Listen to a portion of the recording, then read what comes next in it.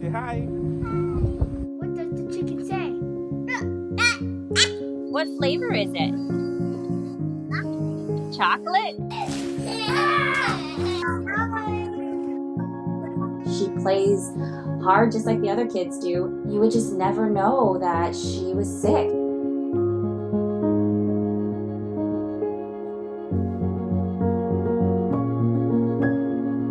When I found out that I was pregnant, the first thing I thought of, how can I surprise Mark with this? When we found out it was gonna be a girl, that changed everything too. I was really excited. I was like, we're having one more, yes!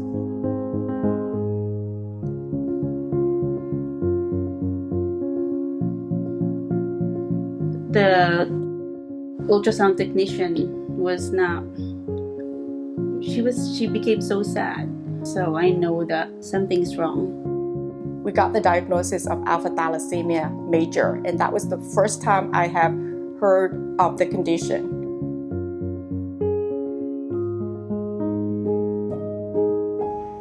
Our thought, of course, was babies don't survive with this diagnosis, with this disorder. That's the information that we got from the doctors, because that's pretty much the information they have. The doctor said, let nature take its course and try again, 9 months from now. I was just shocked and confused because all they were saying was, he looks very sick. They said if she gets delivered, she might only survive for a few hours. The engineer in me kicked in, see what treatments are being investigated for alpha-tal. And I only found 4 alpha-tal experts in the US, and Dr. Vichinsky was the only one on the West Coast.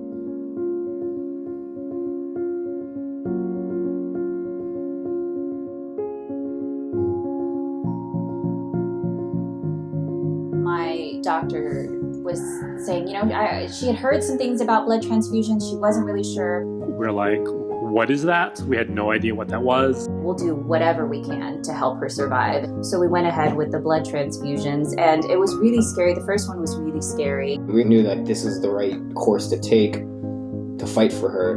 There was just so many levels of doctors and specialists that I met with, and nobody before had told us that. When we delivered her and she took that first cry, I think both of us kind of looked at each other like, oh my God, she's here and she's breathing on her own.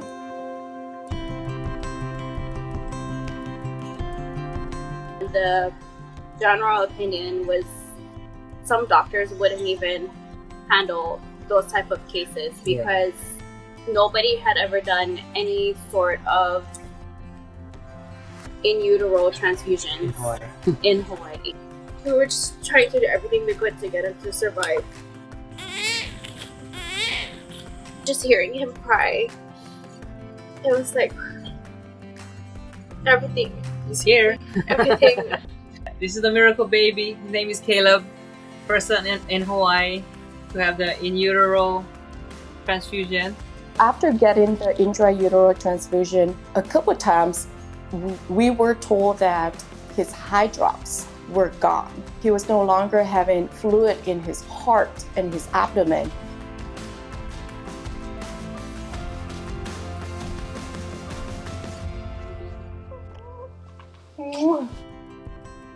Hi, this is Oliver. Oliver, say hi. I would put her inside my shirt. That's how little she was. And would just hug her.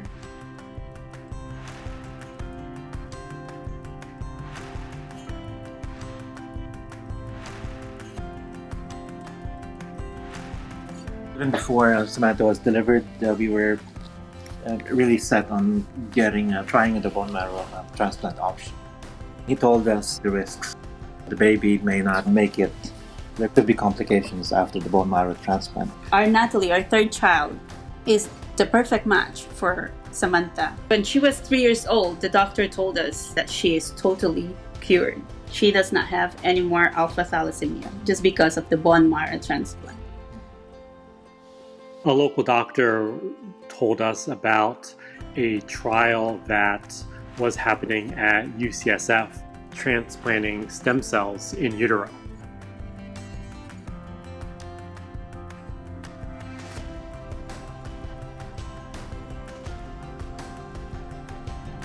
Talking to Dr. McKenzie, I did ask her, am I the first? And she goes, yeah, technically you're for alpha thalassemia, you are. And I'm like, okay. And I just knew, like, we had no choice. Yeah. Why not? We woke up that morning, said yes, called UCSF, and then we were on a plane 10 hours later.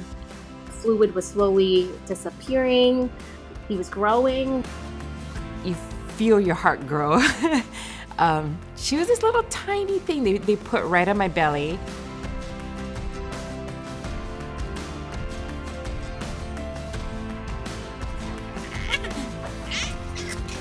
It was amazing, and he was just the cutest thing I've ever seen. To finally hold my son in my arms, it's such a great joy.